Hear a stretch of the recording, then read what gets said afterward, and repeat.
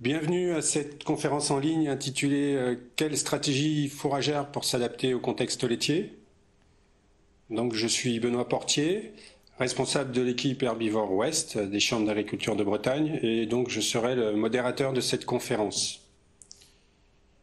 Donc, cette conférence est organisée par le service élevage des Chambres d'agriculture de Bretagne et elle bénéficie du concours financier du Programme régional de développement agricole et rural de Bretagne.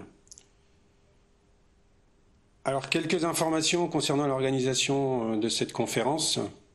Donc déjà, vous êtes invité à assister à cette conférence en mode plein écran de votre ordinateur. Donc d'activer le mode plein écran, vous avez en bas à droite une petite icône avec les flèches opposées. Cliquez dessus pour être en plein écran, vous verrez mieux les diapositives. Si vous avez un problème de son, si vous n'entendez pas, vous pouvez cliquer aussi en bas à droite sur l'icône le rond afin que l'icône barre de son s'affiche. Voilà. Et enfin, donc pendant la conférence, il y aura 2 temps d'échange. Donc vous êtes invité à envoyer vos questions, vos réactions à une adresse mail, donc nadine.abgral@bretagne.chambreagri.fr. Donc cette conférence se terminera autour de 11h50. Donc cette conférence est organisée à l'occasion de la sortie de la parution des fiches menus. Donc les fourrages et notamment l'herbe constituent un enjeu important dans nos systèmes laitiers bretons. Elles sont un point essentiel pour améliorer la rentabilité des exploitations. Elles sont aussi une source d'autonomie, de développement de l'autonomie alimentaire. Et puis aussi, elles se positionnent de manière importante par rapport aux enjeux qui sont fixés par l'agriculture pour son insertion, notamment dans les territoires ruraux. Alors, durant la conférence, nous aurons 4 temps. Un premier temps avec Jean-Marc Seuret, qui situera les enjeux, donc, que je viens d'évoquer rapidement, mais Jean-Marc reviendra dessus. Nous expliquera aussi comment ces fiches ont été construites, les bases techniques qui ont servi à la construction des fiches menus. Ensuite, Françoise Guillois nous présentera les 6 fiches menus avec les nouveautés qui ont été introduites sur cette version. Donc nous aurons alors une première série de questions-réponses. Ensuite, nous évoquerons avec Benoît Possémé et Nadine Abgral les utilisations possibles de ces fiches menus auprès d'agriculteurs et aussi auprès d'un public plus large, en formation par exemple. Et enfin, avec Anne Laporte, qui est conseillère agronomie, nous aurons le témoignage d'une conseillère, d'une utilisatrice au quotidien de ces fiches menus. Voilà, donc sans plus attendre, je vais donner la parole à Jean-Marc. Donc Jean-Marc qui est chargé d'études production fourragère, basé à Dole, en Ille-et-Vilaine. À toi Jean-Marc. Oui, merci Benoît. Donc dans cette partie, je vais vous présenter les enjeux des élevages laitiers donc actuellement. En quoi les fiches menus peuvent aider à répondre à ces enjeux, et puis donc les bases techniques qui ont servi à construire ces 6 nouvelles fiches menus pour vaches laitières. Alors le contexte, bon, vous le connaissez, l'agrandissement des exploitations, c'est vrai depuis une dizaine d'années, les troupeaux ont pris donc ont augmenté de 20 vaches dans les exploitations. Cet agrandissement des troupeaux entraîne forcément une baisse des surfaces accessibles au pâturage, avec toutes les conséquences qu'il y a derrière en termes de système fourrager, une augmentation de la productivité et puis aussi une modification de la gestion du temps de travail. Les exploitations sont en mutation permanente, elles ont un environnement qui bouge en permanence, que ce soit l'environnement réglementaire, pensons à la directive nitrate par exemple, l'environnement politique avec la politique agricole commune, avec ces dernières années les MAE, les mesures agro-environnementales, donc pour aider à l'adaptation au changement de système fourrager, l'agriculture biologique qui se développe beaucoup, et puis plus largement, les élevages laitiers doivent aussi faire face au changement climatique, s'adapter à ce changement climatique, à l'augmentation des aléas, et ils doivent aussi répondre aux nombreuses attentes sociétales que ce soit le lien au territoire, que ce soit la place du pâturage, avec la notion de l'aide pâturage, que ce soit le souhait de ne pas utiliser d'OGM, et puis aussi le souhait d'utiliser moins de produits phytosanitaires. Donc, tous ces enjeux, si on les résume, la maîtrise du coût de production reste un enjeu primordial, et à travers la maîtrise du système d'alimentation qui est au cœur du système de production, qu'on arrive à maîtriser ces coûts de production. L'adaptation au changement climatique, on l'a dit, pour faire face aux aléas de plus en plus fréquents. Et puis aussi donc, la recherche de plus d'autonomie alimentaire, et notamment donc, d'autonomie protéique, soit pour des raisons donc, économiques, et aussi pour répondre donc, aux attentes sociétales.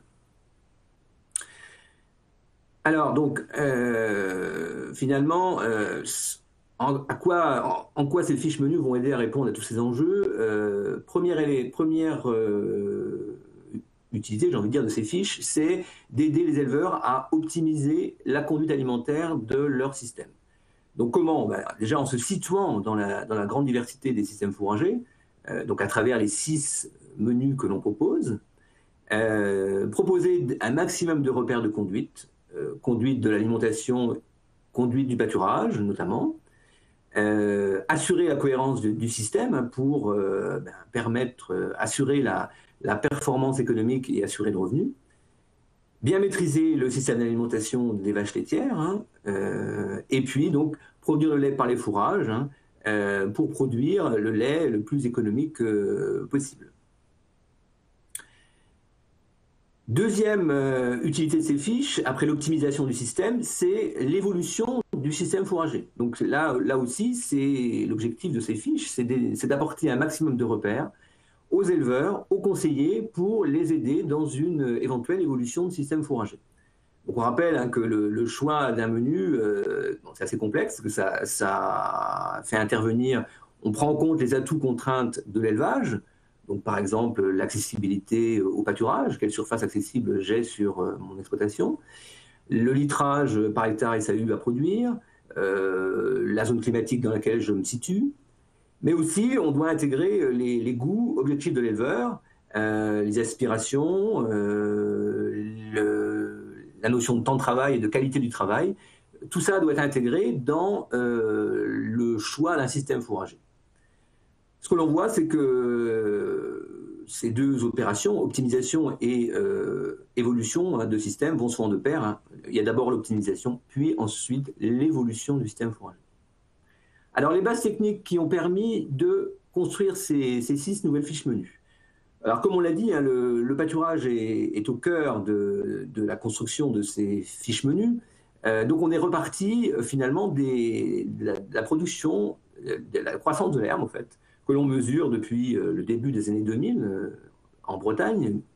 Vous avez les chiffres via l'Observatoire des fourrages chaque semaine. Donc, on a pu compiler toutes ces références et établir 3 profils de croissance de l'herbe que vous avez ici dans le graphique pour nos 3 zones climatiques, zone sèche, zone intermédiaire et zone humide.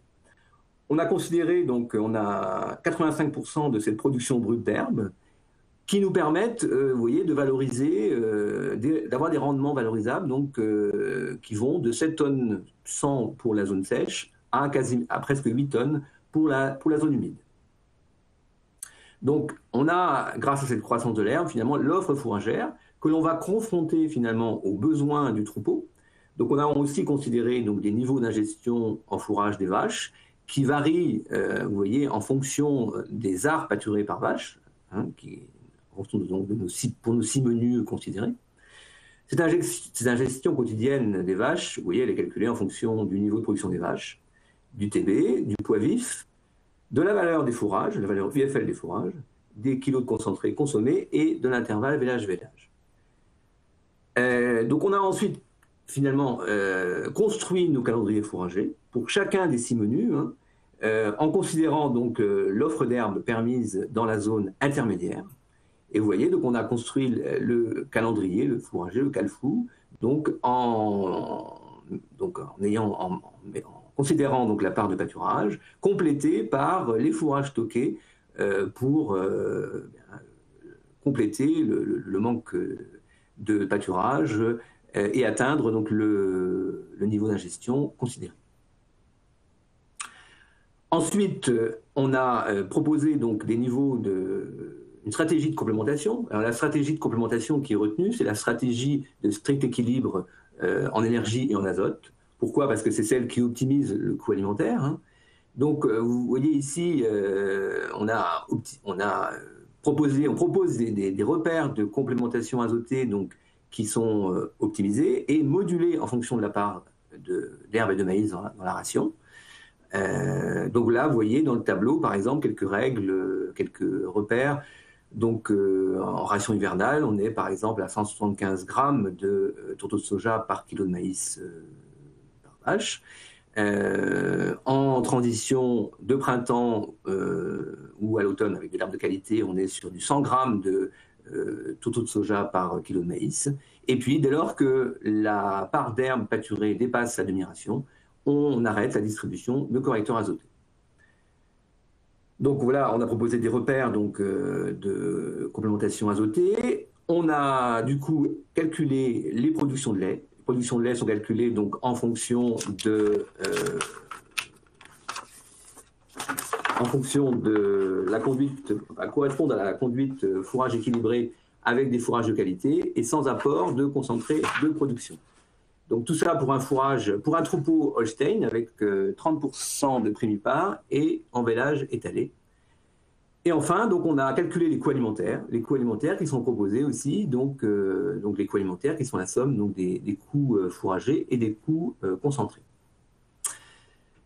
Donc enfin, vous avez compris que le pâturage est donc au cœur de la construction de ces fiches menus. C'est pourquoi on propose les repères de conduite pour bien gérer l'herbe tout au long de la saison, avec donc les indicateurs, les critères habituels, la croissance de l'herbe, on l'a dit, qui traduit l'offre en herbe, les jours d'avance au pâturage, qui traduisent la trésorerie fourragère à l'instant T et qui aident à gérer au fil du temps le pâturage et l'alimentation des vaches, les hauteurs entrées, hein, pour optimiser le rendement et pâturer au stade optimum de qualité de l'herbe, et enfin donc, la hauteur sortie pour ne pas gaspiller l'herbe et ne pas compromettre le potentiel de repousse de la prairie.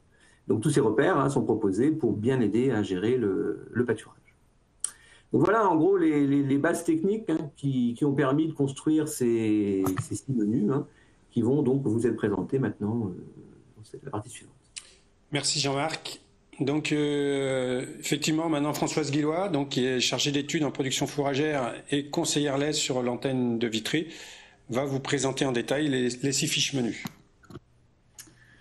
Bonjour à tous. Donc le dossier 6 menus pour vaches laitières est composé de 6 fiches principales définies par la surface en herbe pâturée par vache et la durée de pâturage en plat unique qui en découle. Les systèmes décrits vont de 15 arts d'herbe à 75 arts d'herbe pâturée par vache. Donc vous voyez, on a un large panel des systèmes possibles. Le dossier comprend également un mode d'emploi dans lequel on retrouve les bases techniques citées précédemment par Jean-Marc. Il comprend également 2 variantes, une pour le système 15 arts d'herbe pâturée par vache qui est complétée avec de l'affouragement en verre et une variante pour le système 25 arts d'herbe pâturée par vache avec de l'ensilage d'herbe distribué dans la ration hivernale. Et enfin, il comprend 3 fiches techniques qui reprennent l'ensemble des repères sur la conduite du pâturage des vaches laitières, le choix des prairies et l'organisation et l'aménagement du parcellaire de pâturage. Donc, quel est le contenu des 6 fiches menus? Donc là, je vais vous décrire les 6 fiches menus principales. Donc la page 1 décrit le système d'alimentation des vaches traites en fonction de la part d'herbe pâturée. Donc, on retrouve sur cette page la surface en herbe et la durée de pâturage en plat unique qui en résulte, la logique et le principe de cohérence du système fourrager, les performances techniques qui sont permises par ce système et bien sûr les atouts, on a mis aussi les atouts du système en avant. Sur cette page 1, on trouve le cœur de chaque fiche qui est le calendrier fourrager, donc décrit pour la zone intermédiaire. Donc il permet de visualiser la consommation des fourrages tout au long de l'année et d'obtenir les quantités de fourrage par vache traite par an. On retrouve également les dates clés du pâturage qui permettent d'obtenir ce calendrier fourrager. Donc ces dates clés, bien sûr, sont la mise à l'herbe, le passage à la demi-ration d'herbe pâturée, la fermeture du silo, l'ouverture du silo et bien sûr l'arrêt du pâturage. Et ces repères de dates clés, mais également les quantités de fourrage par vache traite par an sont déclinées pour la zone humide et la zone sèche. Et enfin, sur cette première page, on retrouve les repères de sécurité du système. La page 2, elle décrit les repères pour bien conduire le pâturage. Donc, on trouve dans cette page comment organiser le pâturage et quel type de prairies implanter en lien, bien évidemment, avec les surfaces pâturées. On retrouve également les repères de date et de conduite pour chaque étape clé du pâturage, donc adapté à la surface en herbe. On retrouve les pousses de l'herbe nécessaires, les quantités d'herbe offertes, excusez-moi, les jours d'avance au pâturage et le repère de hauteur entrée et de hauteur sortie pour arriver à ce menu. Ensuite, sur cette deuxième page, on trouve les étapes importantes à ne pas manquer pour permettre une bonne valorisation de l'herbe et parvenir à consommer le maximum d'herbe pâturée. Et enfin, on trouve les éléments de conduite qui changent pour s'adapter en zone sèche et en zone humide. La page 3 fait un zoom sur la complémentation azotée, la production laitière et le coût alimentaire qui en découle. Donc pour chaque séquence alimentaire qui est caractérisée par une part d'herbe pâturée et une part de fourrage stocké dans la ration, sont détaillées les quantités de tourteaux de soja ou de tourteaux de colza pour équilibrer la ration en énergie et en azote, le lait livré attendu avec cette ration fourrage équilibrée, le coût alimentaire qui en résulte. On obtient sur cette page des repères de coûts alimentaires par période qui permettent de se situer et de se fixer des objectifs à atteindre. On trouve également les repères pour équilibrer la ration des vaches en énergie et en azote qui sont rappelés dans le mode d'emploi, mais qui sont aussi rappelés sur cette page pour pouvoir les trouver et répondre à toutes les questions à tout moment. Et enfin, pour terminer, la page 4 fait la synthèse de l'impact économique de l'herbe pâturée. Donc, quels sont les gains permis? À quelle période sont-ils les plus importants pour chaque menu? Donc, cette synthèse apporte des repères supplémentaires pour se fixer et des objectifs et se situer. Et enfin, on trouve des résultats et des repères issus des travaux conduits à la station expérimentale de Trévarez sur la distribution du concentré de production. Donc, quels sont les effets attendus du concentré de production? Peut-on simplifier le rationnement? Et dans quel contexte économique il est intéressant ou non de distribuer du concentré de production? Voilà l'ensemble des éléments qu'on retrouve dans l'ensemble des 6 fiches principales. Merci Françoise. Donc voilà, après ces 2 premières présentations un peu sur l'organisation des fiches menus et la manière dont elles ont été construites, on peut prendre une première série de questions, de réactions. Donc Nadine, as-tu reçu quelques questions ? Une première question quelqu'un qui connaissait l'ancienne version des fiches menus, qui nous demande quelles sont les nouveautés dans ce dossier de 6 fiches menus par rapport à l'édition précédente. Alors, les nouveautés principales, c'est donc le premier menu, là, le 15 arts par vache laitière. Donc, c'est vrai qu'on n'avait pas l'ancienne version des fiches menus, on commençait à 25 arts pâturés par vache. Donc, c'est vrai qu'on s'est dit que, avec l'agrandissement des troupeaux, on a de plus en plus des élevages donc, qui ont une part d'herbe modeste, mais qui néanmoins est intéressante à bien valoriser. Donc, il me semblait intéressant de bien décrire ce type de menu. Donc ça, c'est vraiment une des nouveautés. La nouveauté aussi, c'est qu'on a donc des variantes, toujours dans les systèmes moins pâturants. Donc, on a une variante 15 arts plus affouragement vert, qui nous a semblé intéressant aussi de décrire, et de proposer des repères pour ce système. Un menu 25 arts plus ensilage d'herbe l'hiver. Voilà. Et puis, sinon, on a la grande nouveauté aussi, c'est ce nouveau dossier, fiche menu. C'est, donc, comme on disait, on a complété par des fiches techniques sur le choix des prairies, sur l'aménagement du parcellaire de pâturage et sur la conduite du pâturage. Donc, c'est un dossier qui est plus étoffé que l'ancienne version, puisqu'on a en tout, on a donc 6 fiches principales plus 6 fiches complémentaires.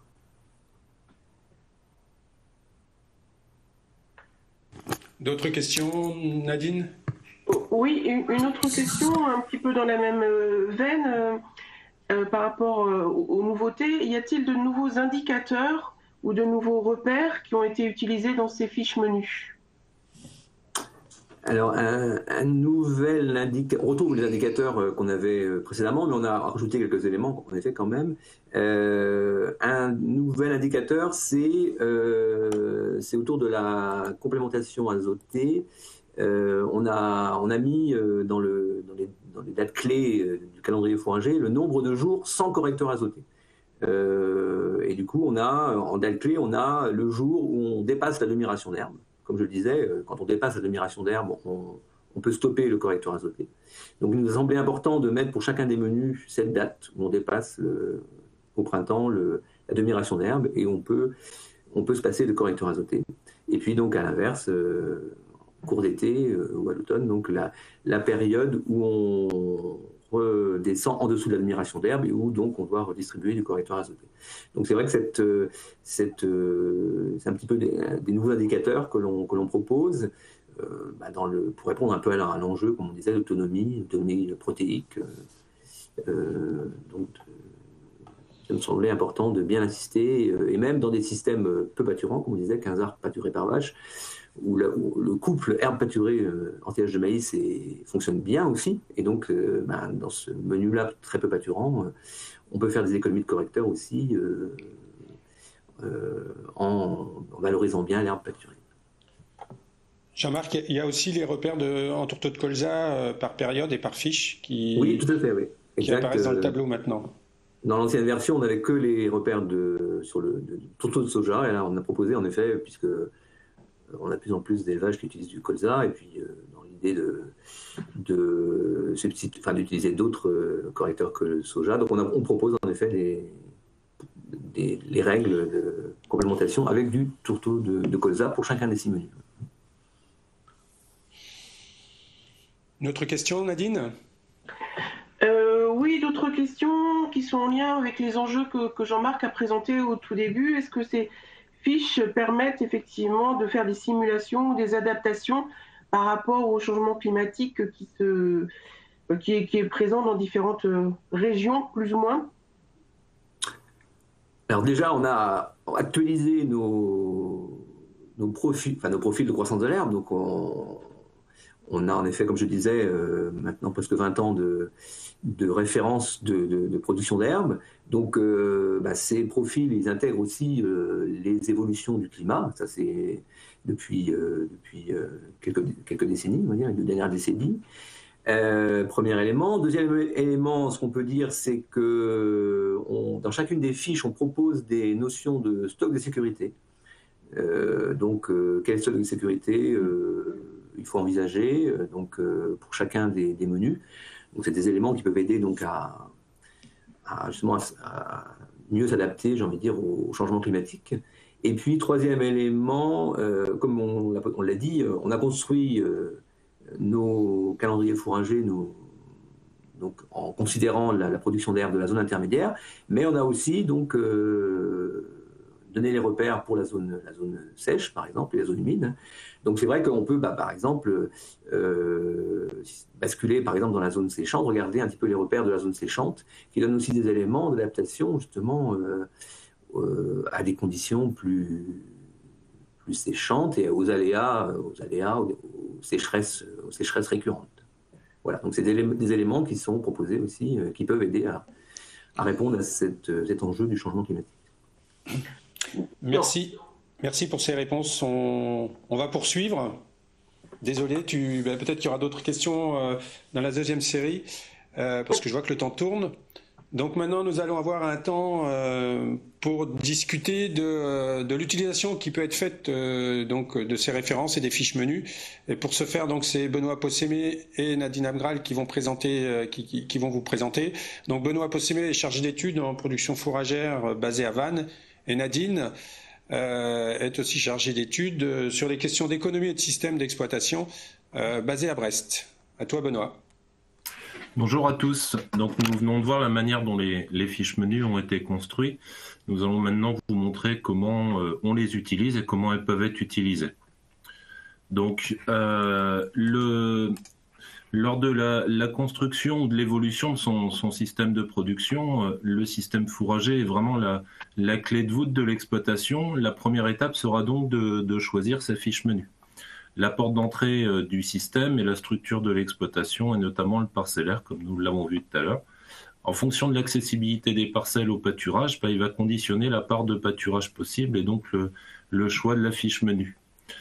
Les choix de l'éleveur sont extrêmement importants aussi. Il est nécessaire donc de prendre en compte ses envies et goûts, notamment sur le volet temps de travail et puis aussi rémunération, bien sûr. Ses objectifs de production, notamment par exemple quel litrage je souhaite produire, la volonté qu'on peut avoir de faire des cultures de vente, orientent le choix du système de production. Et finalement, la synthèse de ces deux critères permet de faire le choix de son menu et donc de construire ou d'améliorer son système de production. Le calendrier fourrager tient une place centrale dans le système de production. C'est vraiment la synthèse entre le système végétal et le système animal. Le choix de la fiche menu va aussi conditionner tout ce qui est besoin en termes de bâtiments et de mécanisation. Prenons un exemple. Ici, le cas d'une signature d'une MAE système polyculture élevage. Le cahier des charges va surtout modifier le système végétal. Il est nécessaire d'augmenter la part d'herbe dans la SAU. Idéalement, la surface de pâture augmente, mais souvent la surface de prairie de fauche va aussi augmenter. La part de maïs en silage, quant à elle, va diminuer dans la SFP. Cela amène à modifier le calendrier fourrager comme illustré au centre. La nouvel équilibre pâture-stock concentré est à trouver. Le pâturage augmente, les stocks nécessaires diminuent et au-delà de la quantité de stock, le type de stock peut aussi changer, comme ici avec l'apparition d'ensilage d'herbe dans la ration hivernale. Les fiches menus nous donnent les nouveaux repères du système. Le coût alimentaire diminue dans le cas présent. Il est à noter aussi que le changement de système fourrager peut modifier la productivité, mais aussi modifier la quantité et la répartition du temps de travail sur l'année. Les besoins en termes de bâtiments changent, le temps de présence des animaux au bâtiment diminue et donc le temps d'astreinte lié au logement. Dans le cadre de nouveaux fourrages, les besoins en matière de stockage peuvent changer. Il est important de s'assurer, par exemple, dans le cas d'apparition d'un ensilage d'herbe, qu'on a les capacités de stockage de ce deuxième fourrage ensilé. Les besoins en mécanisation sont aussi modifiés. Il y a moins de besoins de mécanisation pour les cultures de vente, mais il est nécessaire d'être vigilant sur la mécanisation liée à la récolte de l'herbe, qui peut facilement être assez élevé en termes de coûts. Se pose alors la question de l'investissement ou de la délégation de cette mécanisation. Maintenant, les fiches menus sont au cœur du conseil pour les éleveurs. Elles sont régulièrement utilisées dans les projets d'installation des JA. Elles apportent des repères importants pour construire leur prévisionnel. Elles fournissent aussi des objectifs dans le cadre de l'optimisation du système. Elles permettent de mettre en avant les marges de progrès. Elles servent aussi régulièrement à la construction d'outils d'analyse éco, tels que les valets. Dans le cadre de changements de système tels que la conversion à l'agriculture biologique, elles aident à caler plus rapidement le futur système fourrager. Enfin, elles sont régulièrement utilisées dans les accompagnements bassins versants. Nous le verrons plus tard avec Anne. Les fiches menus sont aussi utilisées lors de formations aux jeunes, avec les lycées agricoles ou les centres de formation, lors de formations pour les agriculteurs, notamment sur des questions telles que l'autonomie alimentaire et l'autonomie protéique, mais aussi pour former les conseillers. Et puis, nous les utilisons très régulièrement dans différents articles pour la presse agricole. En interne, nous avons plusieurs outils qui utilisent les fiches menus. Des outils système fourrager, mais aussi des outils d'analyse globale. 2 outils fourrage ont été développés. Un premier très simple ne nécessite pas forcément de spécialisation fourrage. Il est utilisé en première approche par des conseillers ou par les éleveurs en formation. Il permet de construire un système fourrager en croisière. Par contre, il ne permet pas d'aller vraiment sur une évolution d'évolution. Le deuxième outil, quant à lui, est plus spécialisé. Il permet de faire le diagnostic du système fourrager actuel et de construire le futur système fourrager. Il permet de faire une première approche économique sous forme de budget partiel. Je vais maintenant passer la main à Nadine Abgral qui va nous présenter le Prévilet, outil d'analyse globale herbivore de la Chambre d'agriculture de Bretagne. Oui, donc nous avons aussi un outil de simulation technico-économique, donc un outil très global qui s'appelle Prévilet, qui permet une approche technico-économique poussée qui va de la réflexion technique jusqu'à l'EBE, jusqu'aux résultats disponibles pour les agriculteurs. La construction la réflexion se base sur la construction du système de production et en premier lieu sur le système d'alimentation des vaches laitières, donc j'y reviendrai, et ensuite ça intègre l'ensemble des charges avec les impacts, comme Benoît l'a montré, du choix du calendrier fourrager, impact sur les frais généraux, sur les bâtiments, sur la mécanisation, pour arriver sur le calcul du revenu disponible. Donc ce travail se fait en fait en réflexion avec les fiches menus, par exemple, sur une réflexion ou un prévisionnel pour accompagner un changement de système, par exemple, accompagner un changement avec plus de pâturage, par exemple, on va se baser sur une fiche menu qui permet d'analyser le système actuel et on va faire évoluer en fonction des objectifs de l'éleveur, en l'occurrence plus de pâturage, et de la structure de l'exploitation. On va rechercher la fiche menu potentielle, on va dire objectif, et on va construire toute la réflexion du système en fonction là aussi des conditions et des contraintes pédoclimatiques de l'exploitation de l'agriculteur, à partir de la fiche menu vers laquelle on se dirige. Donc on va prendre l'état des lieux sur les stocks fourrage, sur la conduite alimentaire, et donc, on va construire à partir de là le nouveau calendrier alimentaire. On va vérifier la disponibilité en stock, la disponibilité en fourrage globalement. Si tu veux bien passer la diapo suivante, Benoît. Et donc, on va à partir de là déterminer aussi les autres frais autour de ce calendrier fourrager que l'on aura bâti. On va déterminer donc à partir de là l'EBE hors main-d'œuvre.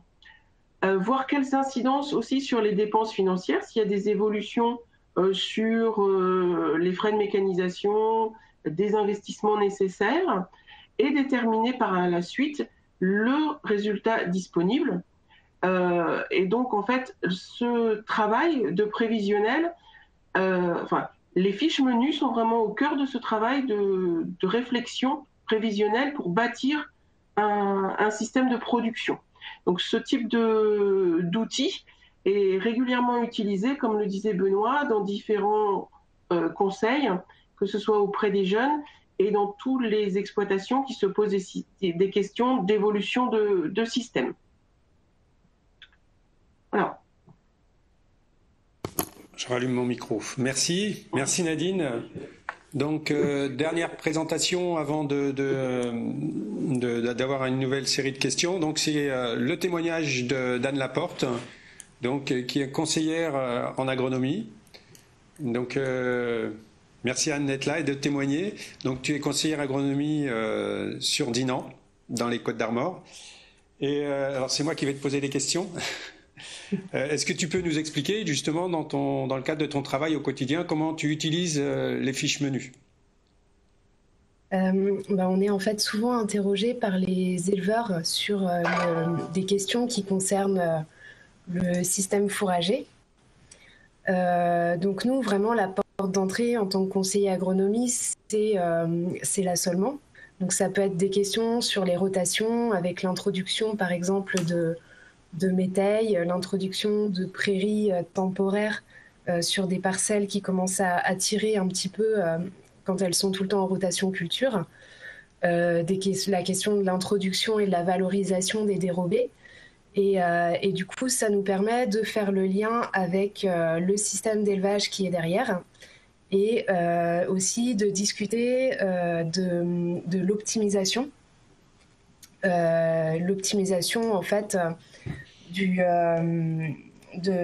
système, avec des questions notamment sur l'autonomie des exploitations. Ok, ça c'est sur donc, la partie optimisation. Et donc pour les éleveurs qui veulent aller plus loin, qui veulent faire bouger, évoluer le système fourrager, comment tu procèdes? On a ces questions-là, notamment dans le cadre des gens qui hésitent à souscrire un contrat MAEC avec les MAEC système, où donc les cahiers des charges en fait concernent principalement l'assolement avec des rations d'herbe par rapport au maïs. Et donc les fiches menus, en fait, ça nous permet de voir dans quelle fiche menu est actuellement l'éleveur, dans quelle fiche menu il doit aller s'il veut s'il veut être dans les clous du cahier des charges de la MAE.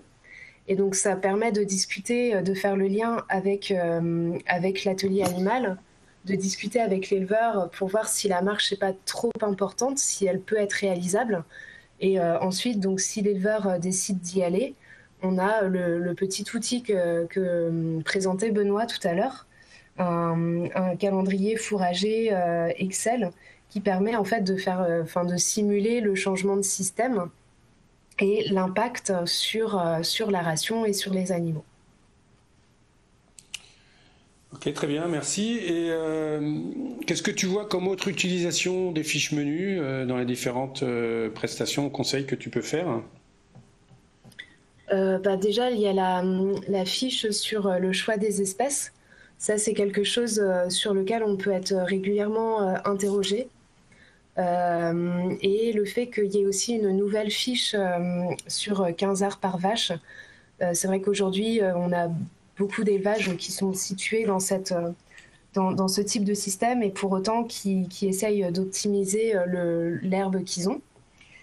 Et puis, dans tous les cas, je trouve que c'est intéressant quand on travaille avec un éleveur, même si c'est sur des questions d'agronomie, de réussir à situer où en est son élevage,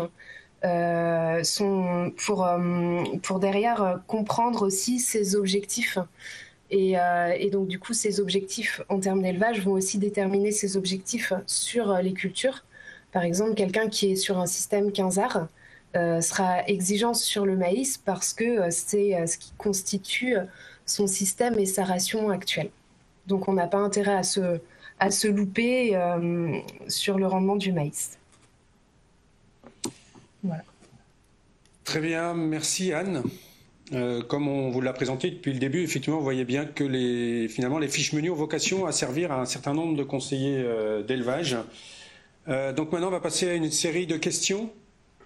Et alors, comme Nadine, tu es aux questions, c'est moi qui vais poser la première par rapport à ton intervention notamment. Là, tu as présenté, par exemple, un outil d'utilisation, de valorisation des fiches. Est-ce qu'il y a d'autres outils de conseil aux agriculteurs qui peuvent être utilisés avec les fiches? Oui, notamment, donc il y a un outil que l'on utilise pour analyser, faire un diagnostic assez précis au niveau technico-économique des exploitations, qui s'appelle la bouteille de lait, et qui intègre effectivement les fiches menus pour bien décortiquer, on va dire, l'impact du coût alimentaire. Donc ces outils sont utilisés à la fois au conseil individuel pour faire vraiment une analyse très précise de la situation des exploitations laitières, mais aussi qui est utilisé dans l'analyse, on va dire, et de partage de groupes de formation. Donc en quelque sorte, en fait, ces fiches menus, elles sont vraiment au cœur du conseil et du travail des conseillers laits qui globalement vont les utiliser quasiment au quotidien. Ok. Jean-Marc, est-ce que ces fiches peuvent être utilisées par l'exploitant, par les agriculteurs eux-mêmes? Oui, complètement. C'est des outils à la fois pour les conseillers et les éleveurs. Comme on l'a dit, il y a beaucoup de repères très concrets pour aider à la gestion à la fois du pâturage, de l'alimentation des vaches. Donc oui, complètement. Ces fiches donnent beaucoup de repères utilisables tout au long de la saison, donc pour les éleveurs. Oui. Et on a aussi dans les variantes, enfin dans les fiches complémentaires, hein, les fiches techniques là, sur le choix des prairies, donc qui sont complètement vraiment qui répondent à une demande des éleveurs sur ce sujet. La fiche pâturage, donc comme sur les repères de gestion du pâturage et aussi donc une fiche sur l'aménagement du parcellaire du pâturage. Tout ça, c'est vraiment des repères très concrets qui sont utilisables par les éleveurs, complètement. Ok, merci. Nadine, est-ce que tu as reçu d'autres questions? Oui. Alors, une question un petit peu complémentaire. On a beaucoup parlé là, du coup, effectivement, des fiches menus vaches laitières. Une question, est-ce que on a intégré dans ces fiches les rations Génis? Du coup, je peux peut-être répondre. Elles ne sont pas intégrées, l'aspect Génis n'est pas intégré dans les fiches menus. Par contre, dans un certain nombre d'outils qu'on en a présenté, notamment le Prévilet, les menus des Génis y sont intégrés. Donc, il y a d'autres outils donc complémentaires hein, dans lesquels on a intégré les fiches, les rations des Génis.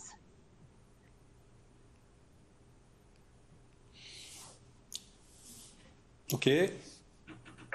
J'avais une autre question qui était plutôt en lien avec la première partie, donc qui s'adresse plutôt à Jean-Marc. Avez-vous imaginé des variantes avec des contextes d'été, avec arrêt total de croissance de la pousse en juillet-août, comme on l'observe en Pays de la Loire?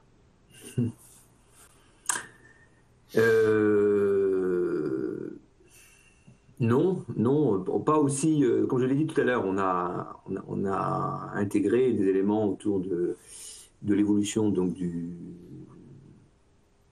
climat. Donc les profils de pousse sont actualisés. Donc voilà. On a en effet proposé des repères, hein, des repères pour la zone séchante. Donc c'est vrai qu'on peut déjà avoir des. Néanmoins, c'est vrai que nous, en zone séchante, on est sur au mois d'août, on est sur des pousses qui sont nulles. Mais voilà, on n'est pas en effet sur on n'est pas sur un menu qui, par exemple, correspondrait à une année de sécheresse estivale marquée. Néanmoins, on a des repères par rapport à la zone séchante pour aider un petit peu à s'adapter dans ce contexte-là. On n'est pas aussi poussé que, on n'a pas le contexte Pays de la Loire, par exemple, avec arrêt de pouce pendant plusieurs mois. Ce qu'on pourrait imaginer, Jean-Marc, en fait, on voit bien que les fiches menus sont construites par des séquences alimentaires où on a des rations et des complémentations, et se dire, c'est prendre la séquence où il y a effectivement un arrêt de pouce, où il n'y a plus d'herbe, et en fait multiplier par le nombre de jours, enfin, pour raisonner à l'échelle annuelle, voir l'impact que ça pourrait avoir sur les besoins en stock, par exemple. Il y aurait un petit travail d'extrapolation à faire. Oui, complètement.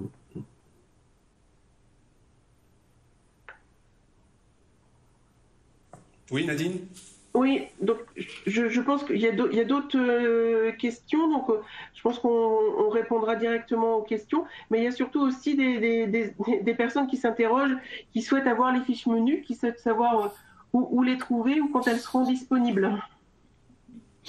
On en parlera tout à l'heure. Oui, on a prévu en fin de conférence de vous informer sur les moyens de vous les procurer. Oui, Nadine ? Il y a encore de la place pour une ou deux questions ? Oui, il y avait une question aussi sur les vélages, donc les vélages groupés ou les vélages étalés. Quels choix ont été faits par rapport aux fiches menus ? Comme on l'a dit, dans les fiches menus, on a retenu des vélages étalés, en fait. On s'était posé sur la question de rajouter une variante, un menu, dans les menus très pâturants, notamment le menu tout herbe, de proposer une fiche vélage groupée au printemps. Voilà, au final, il a fallu faire des choix, donc on ne l'a pas retenu, mais bon, ça pourrait être l'occasion d'une prochaine édition, peut-être, ou alors si on complète ce dossier dans quelques temps, d'avoir une fiche, en effet, vélage groupé au printemps, par exemple, dans les menus très herbagés. Mais nous, nos fiches sont construites en vélage étalé. C'est vrai que pour compléter, peut-être, effectivement, c'est l'aspect saisonnalité, puisque les repères d'ingestion que tu as présentés, Jean-Marc, sont issus des travaux qui avaient été menés, notamment dans le cadre du référentiel animal avec l'INRA et IDEL. Et en fait, on pourrait presque reconstituer des niveaux d'ingestion.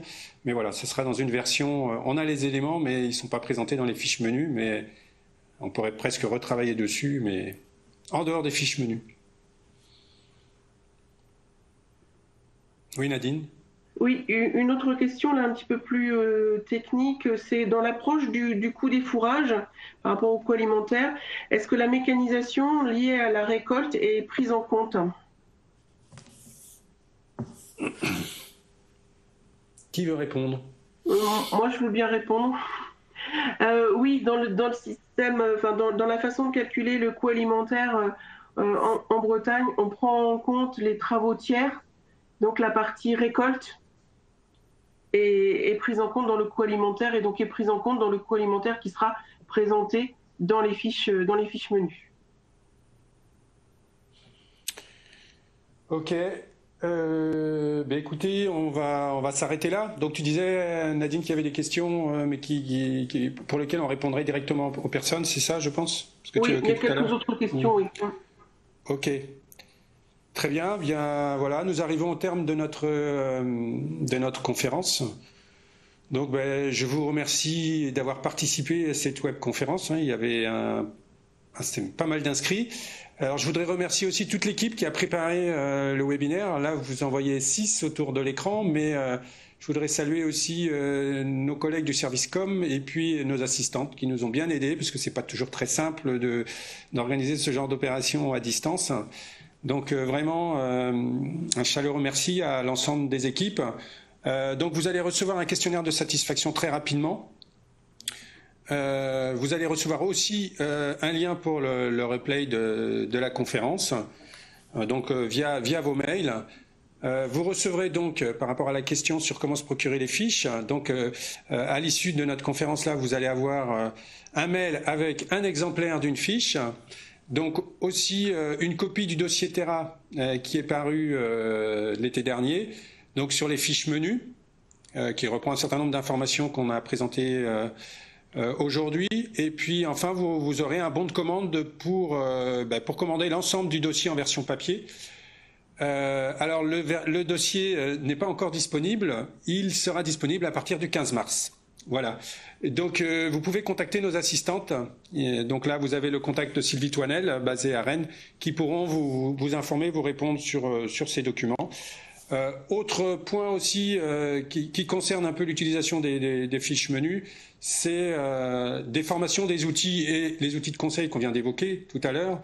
Des formations notamment pour des agriculteurs, des éleveurs, sur des thématiques comme l'optimisation du système fourrager ou le changement de système fourrager. Et c'est vrai qu'on le voit bien, les systèmes bougent aujourd'hui. Donc là encore, vous avez les contacts de nos assistantes pour vous inscrire. On organise aussi des formations avec Résolia, donc la structure de formation nationale de la PCA, auprès des conseillers techniciens sur l'optimisation du système fourrager ou son évolution. Et là encore, pour plus d'informations, vous pouvez aller sur le site internet des chambres d'agriculture de Bretagne. Voilà, je vous remercie tous et vous souhaite une belle journée et une bonne réflexion sur vos projets.